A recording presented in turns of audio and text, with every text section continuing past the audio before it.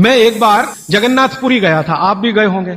तो मैंने मंदिर के महंत को पूछा कि ये भगवान का प्रसाद, माने वहां दाल और चावल मिलता है प्रसाद के रूप में, वो मिट्टी की हांडी में क्यों बनाते हैं? तो उसने एक ही वाक्य कहा, मिट्टी पवित्र होती है। लेकिन वो जो नहीं कह पाया महंत, वो आपको मैं कहना चाहता हूं कि मिट्टी न सिर्फ पवित्र होती है, बल्कि मिट्टी सबसे ज्यादा वैज्ञानिक होती है। क्योंकि हमारा शरीर मिट्टी से बना है। हम जब मरते हैं ना और शरीर को जला देते हैं तो 20 ग्राम मिट्टी में बदल जाता है पूरा शरीर। और इस राख का मैंने विश्लेषण करवाया एक लेबोरेटरी में, तो उसमें कैल्शियम निकलता है, फास्फोरस निकलता है, आयरन निकलता है, जिंक निकलता है, सल्फर निकलता है, 18 माइक्रो न्यूट्रिएंट्स निकलते हैं मरे हुए आदमी की राख में। ये सब वही माइक्रो न्यूट्रिएंट्स हैं जो मिट्टी में है। तो वो महंत कहता है कि मिट्टी पवित्र है, इसलिए हम मिट्टी के बर्तन में ही दाल पकाते हैं, भगवान को पवित्र चीज ही देते हैं, अपवित्र चीज भगवान को नहीं दे सकते। वो बहुत वैज्ञानिक स्टेटमेंट है, बस इतना ही है कि वो उसको एक्सप्लेन नहीं कर सकता। अच्छा, मैं वो दाल ले आया और भुवनेश्वर लेके गया, पुरी से भुवनेश्वर। भुवनेश्वर में CSIR का एक लेबोरेटरी है, council of science and industrial research का लेबोरेटरी है, जिसको रीजनल रिसर्च लेबोरेटरी कहते हैं। तो वहां ले गया, कुछ वैज्ञानिकों से कहा ये दाल है, उन्होंने कहा हाँ ये पुरी की दाल है। मैंने कहा इसका विश्लेषण करना है, इस दाल में क्या है। तो उन्होंने कहा हमारे पास पूरे इंस्ट्रूमेंट नहीं है, हमारे पास जो जो चाहिए वो नहीं है, आप दिल्ली ले जाओ तो बेहतर है। तो मैंने कहा दिल्ली ले गया तो खराब तो नहीं होगी? उन्होंने कहा नहीं होगी, क्योंकि ये मिट्टी में बनी है। तो पहली बार मुझे समझ में आया मिट्टी में बनी है तो खराब नहीं होगी। तो मैं ले गया दिल्ली तक, सच में ले गया। और भुवनेश्वर से दिल्ली पहुंचने में आप जानते हैं करीब करीब 36 घंटे से ज्यादा लगता है। दिल्ली में दिया, कुछ वैज्ञानिकों ने उस पर काम किया और उनका जो रिजल्ट है, जो रिसर्च है, जो रिपोर्ट है, वो ये है कि इस दाल में एक भी माइक्रो न्यूट्रिएंट कम नहीं हुआ पकाने के बाद भी। तो प्रेशर कुकर की दाल को जब उन्होंने रिसर्च करके देखा तो उन्होंने कहा इसमें माइक्रो न्यूट्रिएंट्स बहुत ही कम है।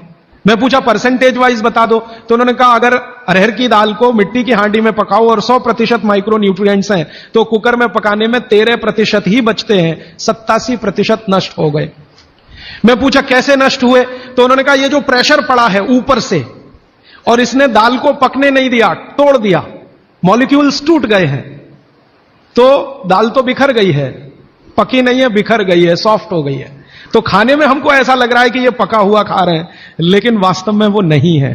पके हुए से मतलब यह होता है कि जो माइक्रो न्यूट्रिएंट्स आपको कच्चे रूप में शरीर को उपयोग नहीं आते, उनको आप उपयोगी बना लें, इसको पका हुआ कहते हैं आयुर्वेद में। तो उन्होंने कहा कि यह मिट्टी की हांडी की दाल बहुत बहुत क्वालिटी में ऊंची है, बशर्ते कि आपके प्रेशर कुकर की। और दूसरी बात तो आप सभी जानते हैं, वो मुझे सिर्फ रिपीट करनी है कि मिट्टी की हांडी की बनाई हुई दाल को खा लीजिए तो जो उसका स्वाद है वो जिंदगी भर नहीं भूलेंगे आप।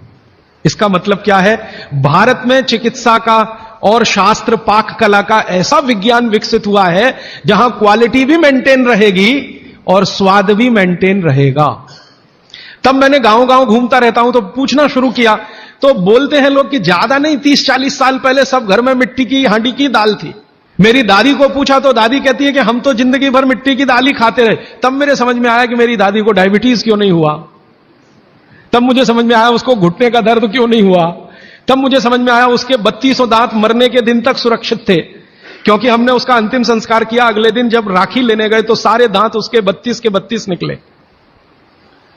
तब मेरे समझ में आया कि 94 साल की उम्र तक मरते समय चश्मा क्यों नहीं लगा उसकी आंखों पे, और जीवन के आखिरी दिन तक अपने कपड़े खुद अपने हाथ से धोते हुए मरी थी। यह कारण है कि शरीर को आवश्यक माइक्रो न्यूट्रिएंट्स की पूर्ति अगर नियमित रूप से होती रहे तो आपका शरीर ज्यादा दिनों तक बिना किसी दूसरे की मदद के काम करता है। तो माइक्रो न्यूट्रिएंट्स पूरा सप्लाई मिला दाल में, जो खाई थी उसने मिट्टी की हांडी में पका पका के। और न सिर्फ दाल पकाती थी वो मिट्टी की हांडी में, बल्कि दूध भी मिट्टी की हांडी में पकाती थी, घी भी मिट्टी की हांडी से ही निकालती थी, दही का मट्ठा भी मिट्टी की हांडी में ही बनता था। अब मेरे समझ में आया कि हजारों साल से मिट्टी के बर्तन क्यों इस देश में आए। हम भी एल्यूमिनियम बना सकते थे। हिंदुस्तान में बॉक्साइट के खजाने भरे पड़े हैं, कर्नाटक बहुत बड़ा भंडार, तमिलनाडु, आंध्र प्रदेश बॉक्साइट के बड़े भंडार हैं। हम भी बना सकते थे, अगर बॉक्साइट है तो एल्यूमिनियम बनाना कोई मुश्किल काम नहीं है, लेकिन हमने नहीं बनाया क्योंकि उसकी जरूरत नहीं थी। इसलिए कुम्हारों की एक पूरी की पूरी जमात इस देश में खड़ी की गई कि तुमको भैया मिट्टी के ही बर्तन बनाने हैं। माने तुमसे बड़ा वैज्ञानिक कौन? अब ये कुम्हार जो इतने बड़े वैज्ञानिक हैं इस देश के, जो मिट्टी के बर्तन बनाकर हजारों साल से दे रहे हैं हमारे स्वास्थ्य की रक्षा करने के लिए, हमने उनको नीची जाति बना दिया। हम कैसे मूर्ख लोग, ये ऊंचा नीचा हमने डाल दिया इस देश में, इसी ने देश का सत्यानाश कर दिया। अगर प्रेशर कुकर की कंपनी जो बना रही है प्रेशर कुकर वो ऊंचा आदमी है, तो ये कुम्हार नीचा कैसे हो गया? जो सबसे बड़ा वैज्ञानिक काम कर रहा है, मिट्टी के बर्तन बना बनाकर आपके माइक्रो न्यूट्रिएंट्स को, आपके सूक्ष्म पोषक तत्वों को कम नहीं होने देने के लिए मिट्टी का सिलेक्शन करता है वो। आपको मालूम है हर एक मिट्टी से बर्तन नहीं बनते, एक खास तरह की मिट्टी है वही बर्तन बनाने में काम आती है, और एक खास तरह की मिट्टी है जो हांडी बनाती है, दूसरे खास तरह की मिट्टी इसमें कुल्हड़ बनता है, तीसरे खास तरह की मिट्टी में कुछ और बनता है। यह मिट्टी को पहचानना कि इसमें कैल्शियम ज्यादा, इसमें मैग्नीशियम ज्यादा इसलिए हांडी इससे बनाओ, और इसमें कैल्शियम मैग्नीशियम कम है इसलिए इसका कुल्हड़ बनाओ, ये तो बहुत बहुत बारीक और विज्ञान का काम है। ये सब कुम्हार कर रहे हैं, हजारों साल से कर रहे हैं, बिना किसी यूनिवर्सिटी में पढ़े हुए कर रहे हैं। तो हमें तो वंदन करना चाहिए, उनके सामने नतमस्तक होना चाहिए। कितने महान लोग हैं। दुर्भाग्य से सरकार की कैटेगरी में वो बैकवर्ड क्लास में आते हैं। और सबसे मजे की बात कि ये हांडी जब खत्म होगी, माने इसकी लाइफ पूरी हो जाएगी, तो ये हांडी फिर मिट्टी में मिल जाएगी और फिर वही मिट्टी से हांडी बन जाएगी। दुनिया में ऐसी कोई वस्तु नहीं है। प्रेशर कुकर के बारे में तो नहीं कह सकते आप, बायोडिग्रेडेबल है। तो आप भी कर लीजिए ये काम, प्रेशर कुकर निकालिए, मिट्टी की हांडी ले आइए। तो आप कहेंगे जी दाल देर में पकेगी, सिद्धांत ही वही है दाल का, तो जो देर में खेत में पकी है वो देर में घर में भी पकेगी। आप कहें जी मिट्टी की हांडी के बाद अगर कोई चीज है, तो हमारे यहां एक मेटल बनता है जिसको आप लोग कहते हैं एलॉय है, कांसा। तीसरा सबसे अच्छा माना जाता है पीतल। अब ये कांसे और पीतल में भी हमने काम कर लिया कि अरहर की दाल को कांसे के बर्तन में पकाएं तो उसके सिर्फ 3% माइक्रो न्यूट्रिएंट कम होते हैं, 97% मेंटेन रहते हैं। पीतल के भगोने में पकाएं तो 7% कम होते हैं, 93% बचे रहते हैं। लेकिन प्रेशर कुकर में बनाएं तो सिर्फ 7% बचते हैं, बाकी खत्म होते हैं।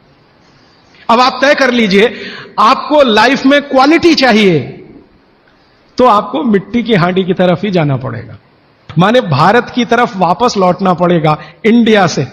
अभी हम हैं इंडिया में, जो बनाया अंग्रेजों ने या बना दिया अमरीकियों ने, इस इंडिया से निकल के भारत की यात्रा करनी पड़ेगी। और मैंने पिछले 1-2 वर्षों में ये बातें गांव-गांव में कहना शुरू किया है, तो इसका परिणाम पता है क्या? कि कुम्हारों की इज्जत बढ़ गई है गांव में।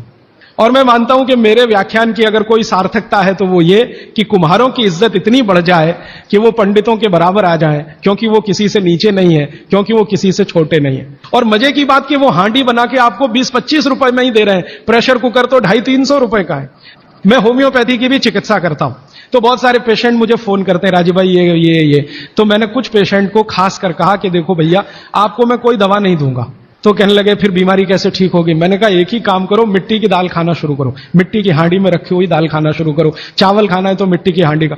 कहने लगे राजीव भाई कौन करेगा ये सब? मैंने कहा आपकी बीवी करेगी या आप करोगे?